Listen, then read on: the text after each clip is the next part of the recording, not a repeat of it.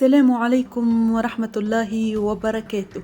أثار الممثل محمد كوكا الكثير من ردود الأفعال والانتقادات على خلفية تصريحه حول كرهه للحجاب، وقال إنه يحترم حرية المرأة ولا يحمل عداء للمحجبة، عكس ما يحاول البعض الترويج له وفق تعبيره.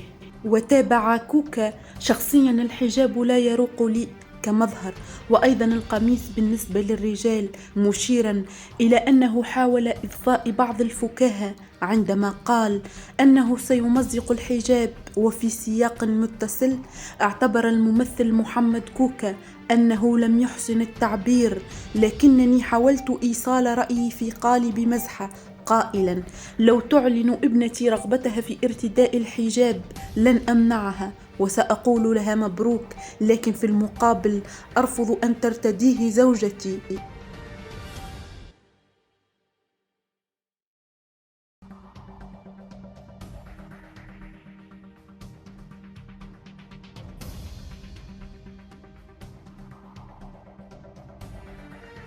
وقال أنه لا يحترمه وليس بفنان. قال محمد كوكا: أنا مع حرية المرأة وتلبس اللي تحب، وحتى كان بنتي تقولي نحب نلبس حجاب نقولها مبروك. وسي زياد يهز ويصبط وشبه مثقف عندي، ماهوش ذكي وماهوش لطيف على حسب تعبيره. وإلى هنا أترككم في رعاية الله وحفظه، وأستودعكم الله الذي لا تضيع ودائعه، وإلى اللقاء.